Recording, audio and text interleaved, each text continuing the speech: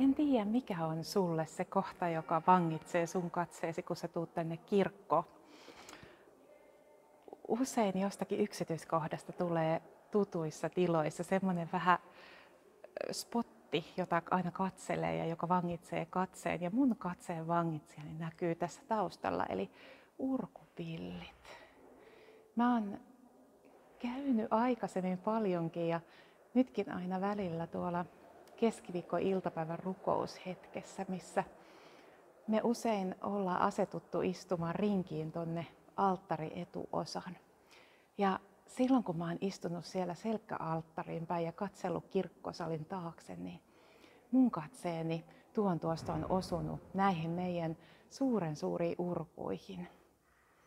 On hyvin sellainen visuaalisesti yksityiskohtien ihminen, joten olen tehnyt semmoisia mikrotason havaintoja näistä Mikaelin kirkon uruista. Ja mua kiehtoo noi pillit ja ne on puhutellut mua aika syvästi. Ja siksi mä oon käynyt välillä ihan täällä ylhäälläkin niitä katselemassa lähempää ja sinne kiipesin tänäänkin, koska halusin ne teille näyttää. Katsele näitä eri kokoisia pillejä ja mieti, kuinka valtava erilaisilla äänillä ne soi ja kuuntele tuttu Raamatun kohta, joka voisi yhtä hyvin oikeastaan puhua urkupilleistä. Luen 1. korintolaiskirjan 12. luvusta. Armolahjoja on monenlaisia, mutta henki on sama. Myös palvelutehtäviä on monenlaisia, mutta Herra on sama. Jumalan voimavaikutuksia on monenlaisia, mutta hän, joka meissä kaikessa vaikuttaa, on sama. Hän antaa hengen ilmetä itse kussakin erityisellä tavalla yhteiseksi hyödyksi. Ja vähän myöhemmin tämä jatkuu näin.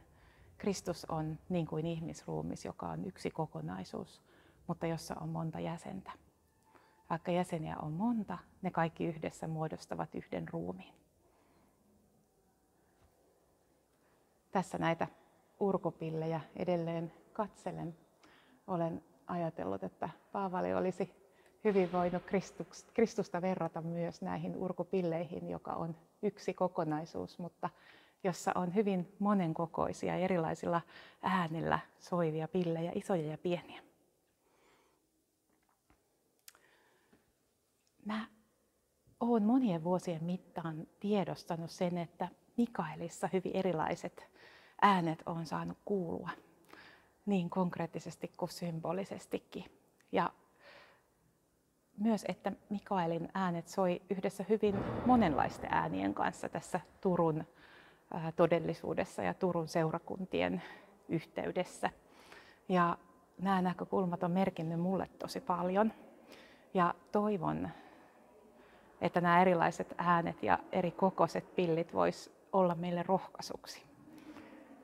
Ja rohkaista meitä vielä lisää tässä asiassa niin meidän omassa seurakunnassa kuin koko kaupungissakin yhdessä.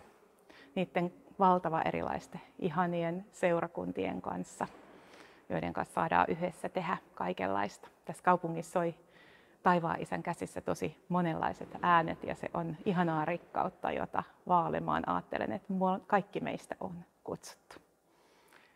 Rukoillaan.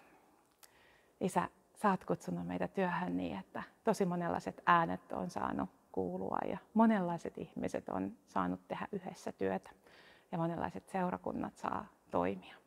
Me pyydetään lisää rohkeutta, että me saataisiin intoa yhdessä tekemiseen ja löydettäisiin iloa toinen toistemme erilaisuudesta. Ja sen monilaisista ilmentymistä anna iloa tehdä yhdessä asioita niin tässä meidän omassa seurakunnassa kuin yhdessä muiden taivaan Isä omien kanssa koko kaupungissa. Aamen.